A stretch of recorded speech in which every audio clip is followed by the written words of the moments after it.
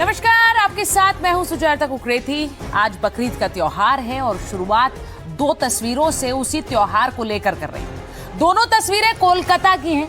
दोनों तस्वीरें कोलकाता के रेड रोड की।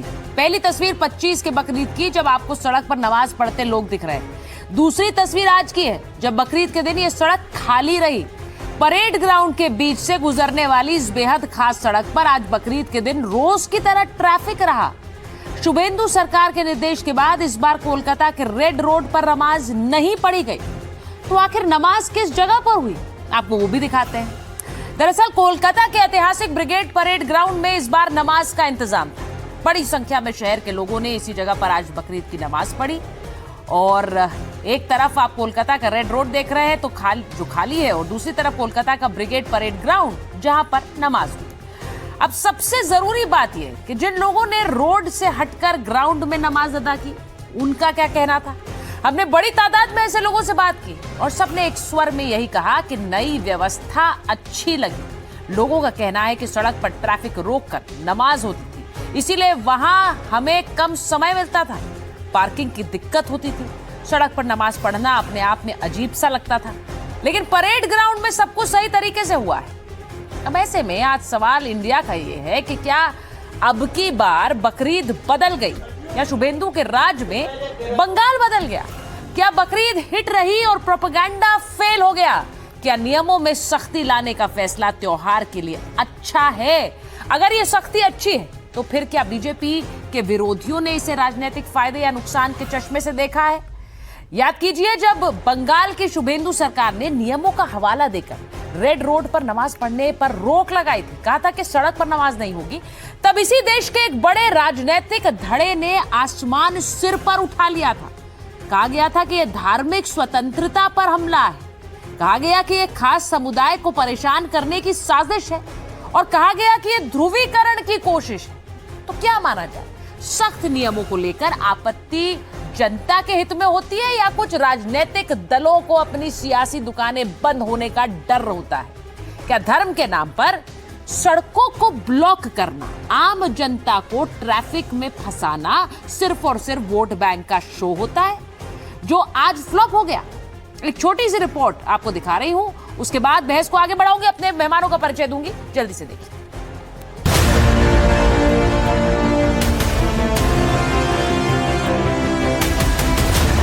बंगाल में सत्ता बदल होने के बाद एक बड़ा फैसला कि सड़कों पर नमाज नहीं अदा किया जाएगा। इंडिपेंडेंस के बाद, देश को आज़ादी मिलने के बाद कोलकाता के जो नमाज अदा किया जाता है, कोलकाता की बहुत ही जाने पहचाने रेड रोड पर, इस बार वहां पर नहीं हो रही है। आइकॉनिक ब्रिगेड परेड ग्राउंड में बाकायदा व्यवस्था किया गया है।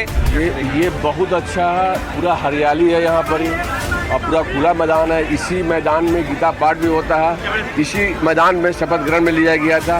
इससे बेहतर कोई जगह नहीं है। ममता बनर्जी सिर्फ ड्रामा नौटंकी करती थी, लेकिन रेड रोड के ऊपर में, रेड रोड में ऑफ कोर्स ये ज़रूरी है कि वो ट्रैफिक का मसला खड़ा हो जाता है, जिसकी वजह से नमाज भी थोड़ी जल्दी पढ़नी पड़ती है। लेकिन ब्रिगेड परेड ग्राउंड में वो चीज़ नहीं हुआ। यहाँ पे हम लोग को आसानी ये हुआ कि इस ट्रैफिक स्नेरल के लिए कोई प्रॉब्लम नहीं हुआ। मुसलमान समुदाय, मुसलमान भाई बहन, वो लोग खुशी खुशी ईद मना रहे हैं, क्योंकि वो लोग भी समझ में आया कि हम लोगों का जो यहाँ पे नियम है, नियम के अनुसार अगर चले तो कोई किंतु परंतु नहीं रहता है। ये हम लोग का रास्ता भी खाली है, फुटपाथ भी खाली है, हिंदू भी जा रहा है, मुसलमान भी जा रहा है, सिख भी जा रहा है, किसी का कोई दिक्कत नहीं हो रहा है। आज सरकार कोऑपरेट नहीं करती तो नहीं होता यहाँ पर। देखिए, पुलिस का अरेंजमेंट बहुत अच्छा था, आर्मी वालों ने परमिशन दिया। यहाँ पर क्या नाम है, आज नमाज में काफ़ी भीड़ थी, और इतनी गर्मी होने के बाद भी नमाज तो आधा घंटे ही का होता है। लेकिन इसमें क्यों आपत्ति हुई मुझे नहीं पता। लेकिन ये एक बात कहूँगा कि हम लोग कहीं भी नमाज पढ़ते वो मेरा जगह नहीं हो जाता है। जगह तो जिसका है उसी का रहेगा।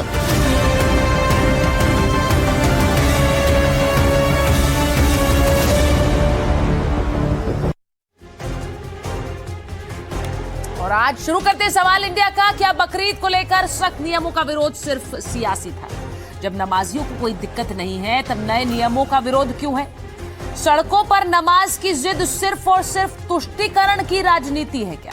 सिर्फ विरोध के लिए हर सुधार का विरोध करते रहो? क्या यही काम रह गया? और सबसे बड़ा सवाल ये कि क्या अब की बार बकरीद हिट रही, प्रोपेगेंडा फेल रहा? इन्हीं सवालों के साथ शुरुआत कर रही हूं। मेरे साथ स्टूडियो में बीजेपी की प्रवक्ता चारू प्रज्ञा जी आ गई हैं। हमारे साथ मोहम्मद फैज खान है, कन्वीनर है एमआरएम के।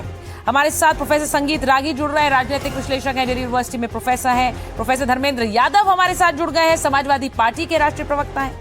हाफिज गुलाम सरवर साहब मुस्लिम स्कॉलर हैं और लीडर हैं पीस पार्टी के। और हमारे साथ जुड़ रहे हैं तौसीफ खान साहब, जो कि टीएमसी के समर्थक हैं। तौसीफ साहब, हर बार पूछना पड़ता है, अभी भी टीएमसी के समर्थक है ना?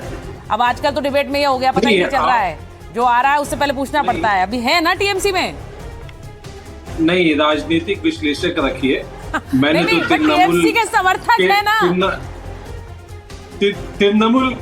मैं ममता बनर्जी का समर्थक रहा हूँ। तृणमूल का तो मैं समर्थक अब ममता और टीएमसी को अलग कैसे कर लेंगे? वो भी रहा हूं। ममता बनर्जी को टीएमसी से अलग कैसे कर लेंगे? बिल्कुल, ममता बनर्जी चीफ मिनिस्टर थी, मगरबी बंगाल की चीफ मिनिस्टर थी। नहीं, खैर, ये बताने की तो जरूरत नहीं है तौसीफ जी की वो बंगाल की मुख्यमंत्री थी, पर मैंने कहा टीएमसी और ममता जी को अलग नहीं कर सकते। ये मैंने इसलिए पूछा। अब देखिए, आज कल जो हो रहा है, आज भी बयान आए हैं कुछ ऐसे नेताओं के जिन्होंने कहा बहुत करप्शन हो गया टीएमसी में, हमें अलग करना है खुद को। तो अब राज बदलता है, बहुत सी चीजें बदल जाती है, लेकिन जो बदला है और उस बदलाव की तस्वीर जो आज मैंने शुरुआत में दिखाई, वो नेता चुनाव के बाद बदल रहे, मैं चुनाव से पहले ही बदल गया। अच्छा, आप चुनाव से पहले बदल गए? मतलब ये क्या कन्फेशन है? चुनाव से मैंने चुनाव मैंने लड़ा है इंडिपेंडेंट कैंडिडेट के तौर पे, आपको तो मालूम होगा सुचेता जी। जी जी जी, चलिए मैं कह रही हूँ जो बदलाव देखा है, जो आज प्रत्यक्ष दिख रहा है, उस पर बात कर लेते हैं। वो प्रत्यक्ष बदलाव जो था वो बंगाल में, कोलकाता में सड़कों पर नजर आया। वो सड़कें जो खाली नजर आई क्योंकि आज वहां पर नमाज अदा नहीं करनी थी। तो मैं पहली बात तो तौसीफ साहब, क्योंकि हम टीएमसी की बात करने लग गए, मैं आपसे कहूंगी ईद मुबारक। आज वो नमाज की जो तस्वीर आप देख रहे हैं, देखिए यहाँ पर सरवर साहब भी आ गए हैं, फैज साहब भी आ गए हैं, बहुत बहुत मुबारक ईद की। और मैं ये कहूंगी कि भाई सरवर साहब मैं जरा आऊं उससे पहले एक तस्वीर आ रही है, जरा ये तस्वीर आ रही है भोपाल से। वो गिरफ्तार ट्विशा केस में गिरिबाला सिंह की गिरफ्तारी हो गई है, वो तस्वीरें आपको दिखा रही हूँ। पुलिस गिरिबाला सिंह को लेकर जा रही है और यहाँ आप देख सकते हैं मीडिया का हुजूम, पुलिसकर्मियों का हुजूम, यहाँ से टीम उनको लेकर पहुंची हुई है। जितने आला अधिकारी हैं वो यहाँ से रवाना हो चुके हैं और ये उधर मौके की तस्वीरें हैं जहाँ से गिरिबाला सिंह को इस वक्त लेकर जाया गया है और मैं इसी उनके घर पर मौजूद हूँ। अनंत, आप तस्वीरों में देख सकते हैं किस तरीके से उनको यहाँ से रवाना किया गया है। तमाम पुलिस के ऑफिसर जो हैं वो यहाँ से रवाना हुए हैं और जितने अधिकारी हैं यहाँ वो पहुँच गए हैं। बिल्कुल, देखिए अभी हाल मैं साथ ही हूँ और उनको कहाँ ले जाया जाता है ये देखना होगा, लेकिन अभी हाल यहाँ से गिरिबाला सिंह को जो है लेकर जाया गया है और तमाम ऑफिसर्स यहाँ मौजूद हैं। जो गाड़ी आप देख रहे थे तस्वीरों में, उसमें गिरिबाला सिंह बैठी और उनको यहाँ से टीम लेके जो है यहाँ से निकल गई है। जितने ऑफिसर्स हैं वो यहाँ से निकल गए। अभिषेक कम, जल्दी आए, जल्दी आइए।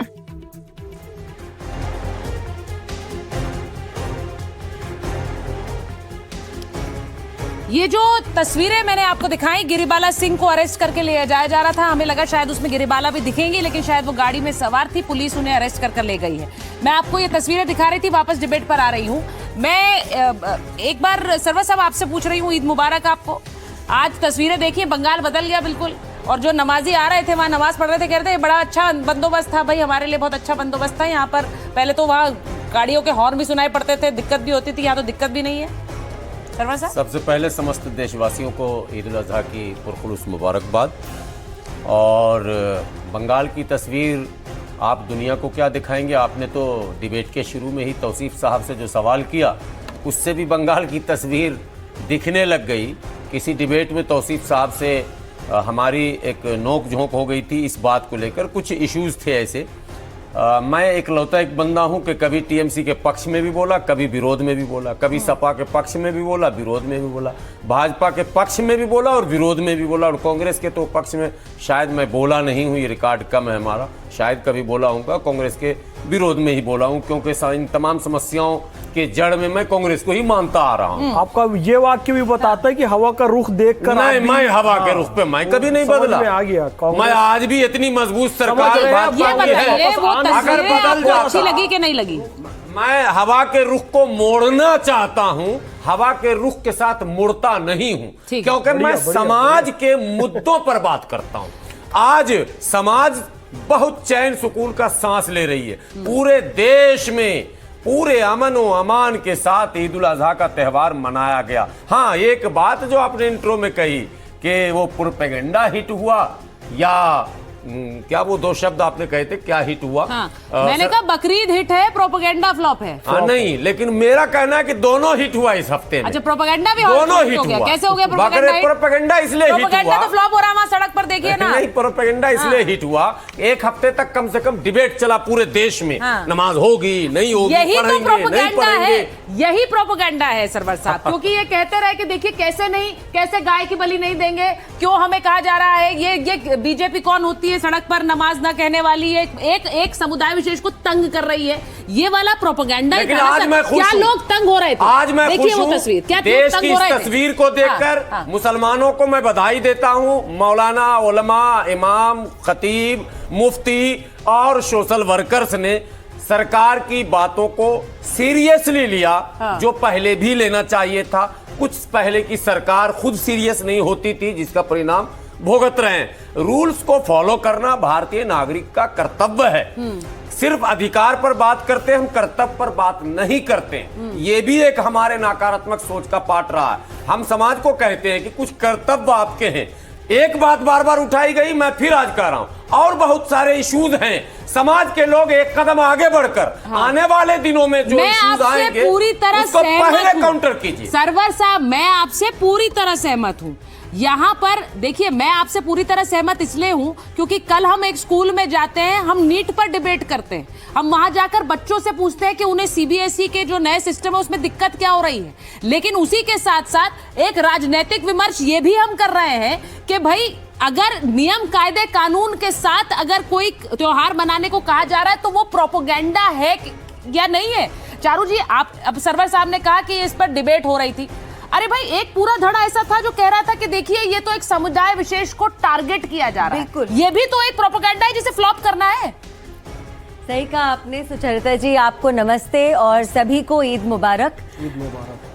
देखिए, सालों तक बंगाल के अंदर और देश के कई विभिन्न राज्यों में एक प्रोपेगेंडा चलाया जा रहा था, जहां पर यह दिखाया जाता था कि मुसलमानों को उनका त्योहार मनाने नहीं दिया जाएगा अगर भाजपा की सरकार आ गई, उनको परेशानी होगी, वो नमाज कहां पढ़ेंगे, वो कैसे पढ़ेंगे। एक कल्चर सा बन गया था और इस कल्चर का एक हिस्सा लॉलेसनेस भी हो गया था। इस कल्चर का एक हिस्सा ये भी हो गया था कि कानून का पालन करने की आपको जरूरत नहीं है, आप सड़कों को रोक लीजिए, जहां मर्जी है वहां पर बलि चढ़ा दीजिए, जिस प्रकार से आपको मनाना है मना लीजिए। कोई पब्लिक लॉ एंड ऑर्डर का ख्याल रखने की कोई जरूरत नहीं है, ट्रैफिक का ख्याल रखने की कोई जरूरत नहीं है। आज इस सारे के सारे प्रोपेगेंडा पर एक बहुत बड़ा पूर्ण विराम लगा है, क्योंकि केवल पश्चिम बंगाल ने नहीं, पूरे देश ने ईद मनाई है और देखिए कितनी खुशहाली से मनाई है। सब लोग खुश हैं, कहीं से आपको दंगे की मैसेज नहीं आ रहे हैं, झगड़े के मैसेज नहीं आ रहे हैं। पहली बार ऐसा हुआ है कि रेड रोड वहां पर खाली है। लेकिन देखिए, इसको ना ड्रामा चुनाव के समय भी बनाया गया। अरे भाजपा जीत जाएगी तो न जाने क्या हो जाएगा, आप अपने त्योहार नहीं मना पाएंगे, और ये दोनों तरफ चलाया टीएमसी ने। मुसलमानों को कहा आप अपने त्योहार नहीं मना पाएंगे और हिंदुओं तक को उन्होंने यही कहा कि आप अपने त्योहार नहीं मना पाएंगे। लेकिन देखिए, त्योहार भी मनाए अगर जाएंगे तो संविधान के तहत ही मनाए जाएंगे ना, कानून के तहत मनाए जाएंगे। त्योहार मनाने का मतलब ये नहीं होगा हम सड़कें रोक लेंगे, त्योहार मनाने का मतलब ये नहीं होगा हम इलीगल तरीके से स्लॉटर करेंगे। आपको एक उदाहरण देती हूँ, इस बार पहली बार ऐसा हुआ कि 1950 का जो एक लॉ है एनिमल स्लॉटर कंट्रोल एक्ट, उसको पूरी तरीके से इंप्लीमेंट करा गया। पश्चिम बंगाल सरकार ने यह कहा कि अब जब तक फिट फॉर स्लॉटर वेट का सर्टिफिकेट नहीं होगा तब तक किसी जानवर को स्लॉटर नहीं किया जाएगा। और कितनी अच्छी बात है, देखिए ना कि ये केवल बलि की बात नहीं है, बलि के बाद उस जानवर की सेहत कैसी है, स्थिति कैसी है, उसकी स्थिति से इंसानों की स्थिति पे फर्क पड़ता है। ये सारी चीजें इस बार इनका ध्यान रखा गया। लेकिन आपको पता है कोर्ट में कौन गया गाय की बलि के खिलाफ? कोर्ट ने ये कहा कि गाय की बलि, भैंसों की बलि, बैलों की बलि इस बार नहीं दी जाएगी पश्चिम बंगाल में। कौन गया? टीएमसी की नेता, member of parliament Mahua Moitra. वो कोलकाता हाई कोर्ट गई और उन्होंने वहां जाके ये कहा गाय की बलि क्यों नहीं दी जाएगी। कोर्ट में ये दलीलें दी गई कि भाई कहां ईद का हिस्सा है गाय की बलि देना, कहां से आप इस बात को ले आए हो। कोलकाता हाई कोर्ट ने महुआ मोइत्रा की बात नहीं मानी। अब आप ये देखिए, प्रशासन, जुडिशरी, जनता और वो पार्टी, वो राजनीतिक दल जो लोगों का भला ही चाहती हैं, जब साथ चलते हैं तो कोलकाता में, पूरे पश्चिम बंगाल में कितने अच्छे तरीके से त्योहार को मनाया जाता है। मुझे अच्छी लगी वो जो बयान वहां से आ रहे थे और मुझे ऐसा लगता है, मुझे वो बहुत अच्छा लगा। मुझे ये लाइन बड़ी अच्छी लगी जो हमारे प्रोड्यूसर साहब ने आज दी है कि बकरीद हिट है और प्रोपेगेंडा फ्लॉप है। मुझे ऐसा लगता है कि हर त्योहार के लिए यही होना चाहिए। ऐसा क्या ये गलत है? ये बिल्कुल सही बात है। हर त्योहार पर यही होना चाहिए कि त्योहार हिट रहा है, उसके पीछे की राजनीति फ्लॉप होनी चाहिए। वो क्या इस बार हुई है? बिस्मिल्लाहिर्रहमानिर्रहीम। भारत माता की जय, वंदे मातरम, जय गो माता। आदरणीय सुचरिता जी, आपने बिल्कुल ठीक कहा। ये देश लोकतांत्रिक देश है, यहाँ अमन, मोहब्बत, प्यार और सद्भावना की जीत होनी चाहिए। लेकिन इन सब की आड़ में जो ओछी और क्षुद्र राजनीति की जाती है उसकी हार होनी चाहिए। राजनीति सदा नैतिक मूल्यों पर होनी चाहिए, राजनीति सदा धर्म की होनी चाहिए। अधर्म की राजनीति, सांप्रदायिकता की राजनीति नहीं होनी चाहिए। और आज अधर्म और सांप्रदायिकता की राजनीति हार गई, जातिवादी राजनीति हार गई, क्षेत्रवादी राजनीति हार गई और देश के मुसलमानों ने देश के, प्रदेश के कानून का पालन करके ये बता दिया कि हम सदा सदा देश के कानून के, देश के साथ रहेंगे। अब ज्यादा अच्छे इस्लामी तरीके से नमाज, ईद, बकरीद, मुहर्रम हो रहा है तो वो बीजेपी के शासनकाल में हो रहा है। कांग्रेस, समाजवादी पार्टी और टीएमसी के शासनकाल में मुस्लिम त्योहार गैर इस्लामी तरीके से मनाए जाते थे। सड़क को घेर कर नमाज पढ़ना इस्लामी तरीका नहीं था। पशुओं को खुलेआम सड़कों पर उनकी कुर्बानी देना इस्लामी तरीका नहीं था। जब आप इस्लामी तरीके के फॉलो नहीं कर रहे थे तो अल्लाह रब्बुल इज्जत खालिके कायनात ने अपने फरिश्ते को भेजा। नरेंद्र मोदी जी को भेजा, योगी जी को भेजा, शुभेंदु अधिकारी जी को भेजा कि जाओ मुसलमानों को सही गाइडलाइन दो कि बेटा कुर्बानी ऐसे सड़कों पर नहीं करते हैं, उसको अंदर करो। सड़कों को जाम करके नमाज नहीं पढ़ते हैं, उसको अंदर करो। इंस्टेंट ट्रिपल तलाक बंद कीजिए, वक्फ का मैनेजमेंट कीजिए। जो तमाम कार्य मुस्लिम उलेमा वो सब प्रधानमंत्री नरेंद्र मोदी जी ने किया, योगी आदित्यनाथ जी और शुभेंदु अधिकारी जी कर रहे। अरे हमारे नबी ने फरमाया है गाय का दूध शिफा है, गाय का घी दवा है और इसका मांस बीमारी है। जब उन्होंने कह दिया तो काउ स्लॉटरिंग की जिद आप कर क्यों रहे थे? एक छोटी सी बात और कहना चाहूंगा। इन्होंने कहा कि मुसलमान को पहले ही पालन कर लेना था पर इस बार से पालन करना चालू किया। तो क्यों किया साहब? विनय न मानत जल्दी जड़, गए 3 दिन बीत, बोले राम सकोप तब भय बिन हो ही न प्रीत। भय दिखाया गया तब आप पालन कर रहे हैं। यही मोहब्बत से कर लेते तो इस्लाम और मुसलमानों की बहुत अच्छी छवि बनती। चलिए भाई से ही कि बधाई तो दीजिए, कम से कम मुबारक हो, बधाई हो। मुसलमानों को कम से कम कहिए, समाज के लोगों ने। मैंने तो शुरुआत में ही कही, मैंने कहा, इन्होंने भी कहा कि बहुत अच्छी पहल हुई है। ये जो बात हुई है, धर्मेंद्र जी जरा बताइए आपको कैसी लगी जो फैज साहब ने बात कही। अब ये जो डर बार बार ये देखिए तो समुदाय को टारगेट करते हैं, योगी जी के लिए तो आप यूपी में बार बार कहते हैं ये बात। अब ये जो एक तरीका है और किसी भी त्योहार को के पालन करने का तरीका है, इस तरीका तो यही होना चाहिए, इसमें गलत नहीं था। और देखिए वहां जो लोग आ रहे हैं, सबसे बड़ी बात है वो तारीफ कर रहे हैं। अब उसमें फिर बाकी सियासी बयानबाजी की जगह कहां बचती है? उन्होंने तो ये तक बता दिया कि देखिए पीछे से हॉर्न बजता रहता था, हम नमाज पढ़ते थे, बड़ा डिस्टरबेंस होती थी। यहाँ पर देखिए कोई डिस्टरबेंस नहीं है, गाड़ी पार्क करने की व्यवस्था भी है। बताइए। सुचारिता जी, भारत का संविधान सभी धर्मों के संरक्षण की बात करता है, संवर्धन की बात करता है और सभी धर्मों की अपनी प्रार्थना और इबादत के तरीके हैं, और जिस तरह की मान्यताएं हैं सभी धर्मों में उसका पालन हर किसी को करना चाहिए। जैसे आप कुर्बानी की बात करती हैं, ईद में इस्लाम धर्म में कुर्बानी की बात करी जाती है, बकरी कुर्बानी दी जाती है। ठीक ऐसे ही हिंदू धर्म में भी ऐसे बहुत सारे मंदिर हैं जहाँ जानवरों को कुर्बानी दी जाती है। कामाख्या देवी मंदिर में कुर्बानी दी जाती है, काली जी के मंदिर में कुर्बानी दी जाती है, कुकुरदेव मंदिर झारखंड में वहाँ भी कुर्बानी दी जाती है। तो अपनी अपनी मान्यताएं हैं और अपनी अपनी मान्यताओं को मानना हर किसी का संवैधानिक अधिकार है। अब सवाल ये खड़ा होता है कि जो प्रोपेगेंडा की बात आप कर रही थी, भाजपा शासित प्रदेशों में ही ऐसा क्यों हुआ? तो असली प्रोपेगेंडा का जो जड़ है वो कौन है? वो भारतीय जनता पार्टी के लोग हैं। जो नियम कानून बने हैं, कोई एक आदमी बताइए जो नियम का पालन नहीं करता हो। आपने वेस्ट बंगाल में बताया कि आपको इस जगह पे इबादत करनी है, सारे लोग जाके वहां इबादत करके आए, उसमें किसी को आपत्ति तो हुई नहीं।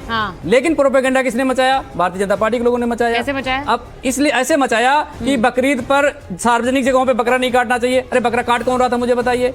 आप सार्वजनिक जगहों पर कुर्बानी कौन दे रहा था? कोई नहीं दे रहा था। अरे आपने तस्वीरें नहीं देखी थी, हमने तो दिखाई मेरी बात सुन लीजिए ना, जो तस्वीरें आप दिखा रही हैं, वही तो मैं कह रहा हूं, जो तस्वीरें दिखा रहे हैं, इस देश के 20 करोड़ मुसलमान अगर नियम से इबादत कर रहे हैं, नियम से कुर्बानी दे रहे हैं और 5 लोग नहीं दे रहे हैं, तो वो जो आपकी प्रशासनिक फेल्योर है उसका पूरे देश में प्रोपेगेंडा बना के क्यों चलाया जाता है? दूसरी बात जो ये कह रहे थे, कुर्बानी गाय कुर्बानी नहीं होनी चाहिए। गायों की कुर्बानी वेस्ट बंगाल में आपकी सरकार ने ही दी है। 14 साल से बड़ी गायों को कुर्बानी दे सकते हो, तो इस पे हमारी आपत्ति है। भारतीय जनता पार्टी की जो दोगली नीति है। आपको लगता है कि सड़क पर जो नमाज है वो नहीं होती थी और जबरदस्ती थोपा जा रहा है, बताया जा रहा है कि सड़क पर नमाज क्यों पढ़ रहे हो? सड़क पर तो कोई नमाज पढ़ता ही नहीं था, ये ऐसा था क्या?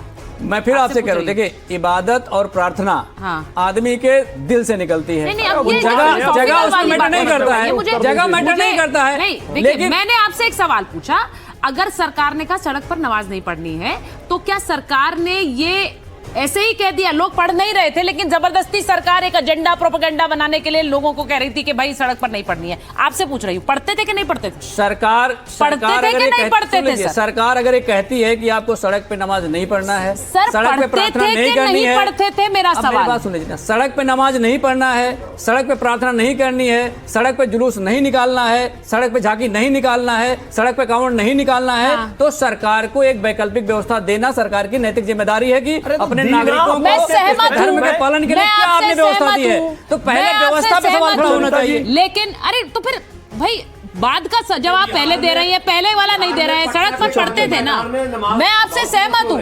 कावड़ के लिए भी व्यवस्था कीजिए, सड़क जाम नहीं होनी चाहिए। उसी तरह से नमाज के लिए व्यवस्था दीजिए, सड़क जाम नहीं होनी चाहिए। लेकिन इसका सीधा मतलब ये सड़क जाम हो रही थी ना, व्यवस्था कौन देगा? व्यवस्था देने की जिम्मेदारी किसकी है? सीधी बताइए ना, बात तो यही है। व्यवस्था देने की जिम्मेदारी किसकी है, आप बता दीजिए मुझे। बिल्कुल सरकार की है। सरकार की है, आपसे सहमत हूं, देना चाहिए। मैंने कहा तो दी ना, दी है ना। किया नहीं लोगों ने किया कि नहीं किया? एक मिनट, फिर तो इसको मैं सीधे लाती हूँ कि किसकी सरकार में सड़क पर नमाज पढ़ी जाती थी?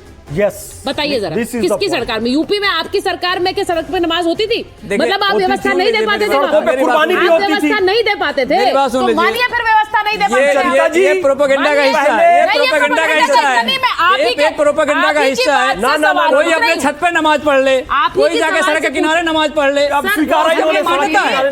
मैंने आप ही की बात से मान्यता है सुचरिता जी, उसकी अपनी मान्यता है। कहीं मंदिर है, आपने कहा व्यवस्था सही मंदिर है, मंदिर के बाहर रोड है, रोड पे अगर लोग खड़े हो गए तो आप उसको उसकी आपत्ति दे दोगे? ऐसा नहीं होता। आपने कहा व्यवस्था दीजिए। सड़क पर नमाज की तस्वीरें यूपी में जब समाजवादी पार्टी की सरकार थी बहुत सी आती थी, लेकिन आप ये कह रहे हैं तब आपकी सरकार व्यवस्था करने में असमर्थ थी, इसीलिए वो तस्वीरें आती थी। यही मान रहे हैं ना आप? आपकी बात का निचोड़ निकाला मैंने कुछ नहीं। आप अपने तरह से निचोड़ निकालते रहिए, उसमें कोई दिक्कत नहीं है। भारतीय जनता पार्टी, अब सुन लीजिए, भारतीय जनता पार्टी के लोग अगर ये कहें कि आप वर्चुअल कुर्बानी दे सकते हैं, तो वर्चुअल कुर्बानी देने के बाद आप गाय काटने की परमिशन क्यों देते हैं? वर्चुअल कुर्बानी की बात करने के बाद आप गाय के मांस क्यों खाते हैं भारतीय जनता पार्टी के लोग? किरण रिजिजू ने ऑन कैमरा ये बात कही कि हम गाय का मांस खाते हैं। हेमंत बिस्व शर्मा ने कहा हम गाय का मांस खाते हैं। एक आप जब मांस खाते हैं तो अपनी सुविधा अनुसार कहते हैं कि जो नॉर्थ ईस्ट की गायें हैं वो मिथुन गाय हैं और नॉर्थ इंडिया की जो गाय वो माता है, तो आप अपनी माता को भी बदल लेते हो और माता को काटे खाते भी हो। ये जो दोगला नीति है वो उसकी आपत्ति है। कोई बात नहीं बोलेंगे, बाकी आप बोलेंगे।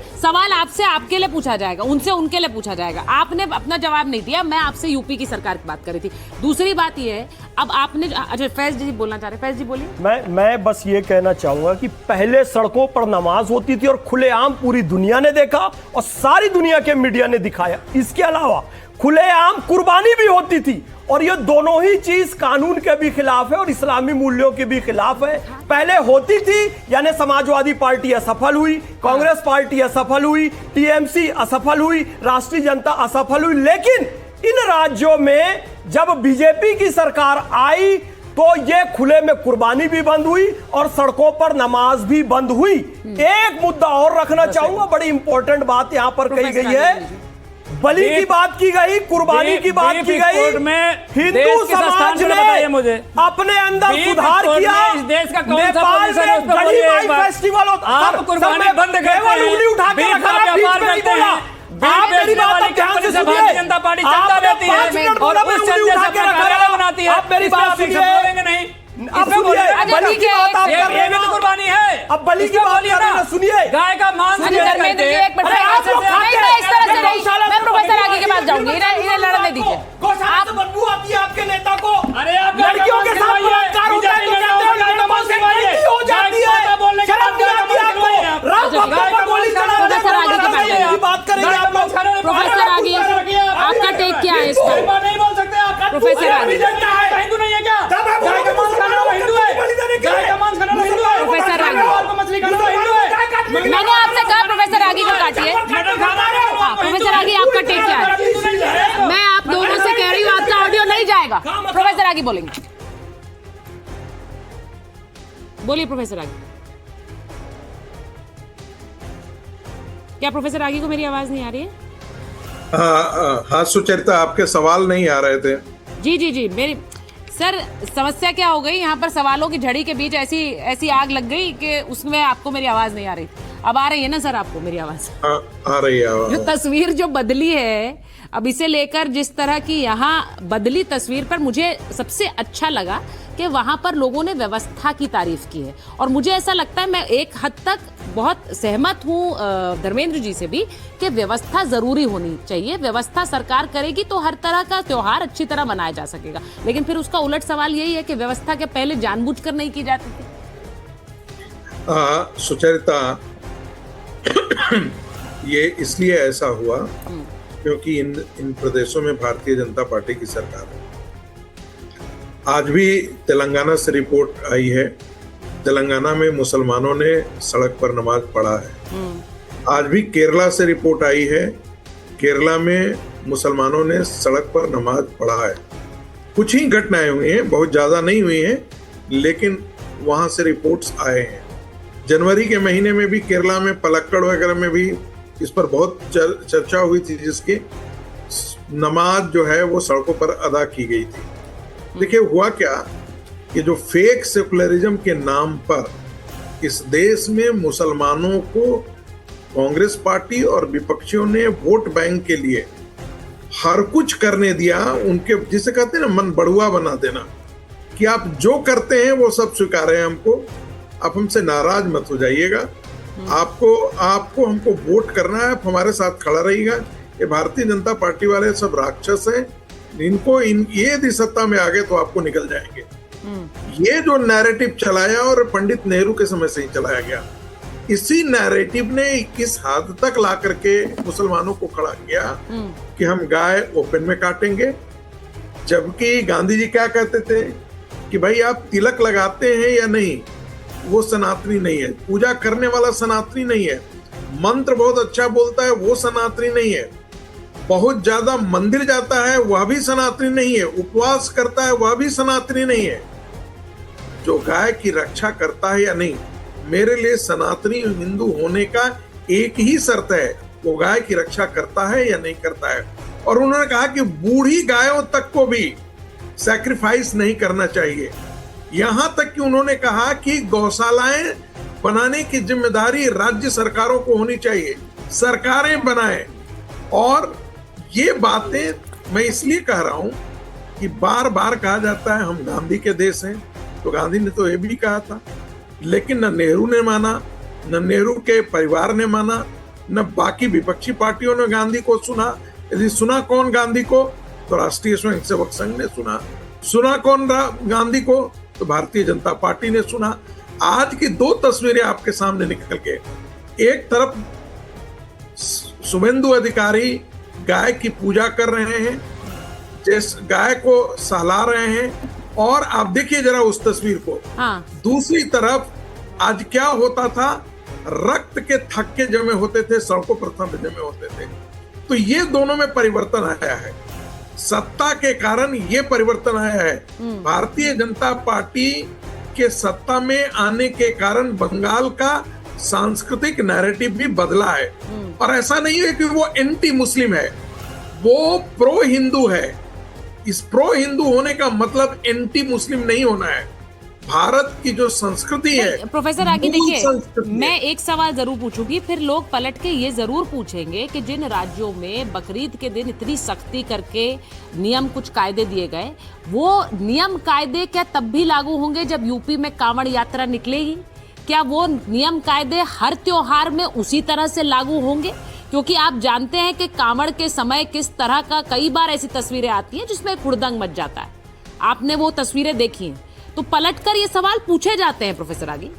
तो बिल्कुल बिल्कुल मैं इस बात से सहमत हूँ कि कांवड़िया जब यदि करते हैं तो उनको बिल्कुल ही हुड़दंग नहीं करनी चाहिए, और उनके साथ भी कानून न पालन करने पर उनको भी सख्त सजा होनी चाहिए। मैं बिल्कुल इसके, लेकिन कांवड़ के रास्ते में आप हलाल बांटें, हलाल चीजों का प्रयोग करें, अपनी आइडेंटिटी छुपा करके आप खाना परोसें, यह भी नहीं चल सकता है। ठीक है, आप कह रहे हैं कि दिक्कत वहाँ दूसरी है, वहाँ दिक्कत दूसरी है। आपने कहा, तौसीफ साहब आपने कहा आज पढ़ी है नमाज त्योहार के दिन। देखिए, पहले तो मैं एक बात कहना चाहूंगा, रागी जी ने जो बात कहा वो फिर से उन्होंने कम्युनल टोन उन्होंने ऐड कर दिया कि कोई नॉन हिंदू जो है वो कांवड़ियों को जो है खाना या पानी ना परोसे। हालांकि देखा यह गया है कि मैक्सिमम जो जानवर खरीदे जाते हैं कुर्बानी के लिए, बकरी हो, खस्सी हो, गोट जिसे हम इंग्लिश में कहते हैं, तो वो मैक्सिमम जो है हमारे नॉन मुस्लिम भाई होते हैं, उनसे हम लोग खरीदते हैं कुर्बानी के लिए। तो ये कम्युनल टोन, रागी जी एक प्रोफेसर है, उनके लिए ये शोभा नहीं देता। दूसरी बात यह है कि देखिए, आज तक अगर आपको सड़क में नमाज, रेड रोड में अगर नमाज दिखे तो वो इसलिए क्योंकि वो प्रशासन अलाउ करती थी। नमाज अदा होने से पहले पुलिस में लेटर जाता है, उनसे ट्रैफिक पुलिस में लेटर जाता है, सारे अरेंजमेंट, सिक्योरिटी अरेंजमेंट होते हैं, साफ सफाई का अरेंजमेंट होता है, ट्रैफिक का अरेंजमेंट होता है। उसके बाद ही कोई आपने तो बात कही दी ना, प्रशासन अलाउ करता था चारू जी, तो प्रशासन जब नहीं अलाउ करेगा तो नहीं होगा, हर त्योहार के लिए नियम होगा। जी देखिए, प्रशासन हो या एक राजनीतिक दल हो, और मैंने इसी बात से अपनी बात की शुरुआत करी थी, पहले तो आप भय फैलाएंगे, आप ऐसे बोलेंगे कि भाई अगर आपने यहाँ पर सरकार बदलने दी तो आप अपना त्योहार नहीं मना पाएंगे। उसके बाद आप जैसे अंग्रेजी में कहते हैं ना, you bend over backwards to accommodate every illegal demand, and मैं इलीगल डिमांड की बात कर रही हूँ। देखिए, कल भी मुंबई के अंदर मीरा रोड के अंदर एक इंसिडेंट हुआ जिसको कम्युनल रंग देने की लोगों ने कोशिश करी, लेकिन मुझे एक बात बताइए, एक छोटी सी एक रेजिडेंशियल कम्युनिटी के अंदर आप इलीगल तरीके से 40-50 बकरों को ले आएंगे, जिद करेंगे, जहां पर एलोकेटेड स्लॉटर हाउसेस सरकार ने आपको दिए हैं वहां नहीं जाएंगे। तो आप इस तरीके का काम तब कर पाते हैं जब सरकार, प्रशासन आपका सहयोग केवल वोट बैंक के लिए करती है, और उस चीज पे पूर्ण विराम लगाना जरूरी है। मुझे ऐसा लगता है कोई भी हो, देश हमारा संविधान से चलेगा और कानून नियम सबके लिए एक समान है। बिल्कुल, कानून नियम सबके लिए एक बराबर है, और मुझे लगता है बहुत जरूरी है कि कुछ 4 लोगों की वजह से एक पूरे समुदाय को पेंट ना किया जाए उसी तरह, और वो हर धर्म पर लागू होता है। तो इसीलिए थोड़ा सा इसके बारे में भी सोचना चाहिए, लेकिन नियम कायदे सबके लिए एक होते हैं, उसमें धर्म को देखकर विभाजन हो, ये सही नहीं है। बहुत बहुत धन्यवाद आप सब।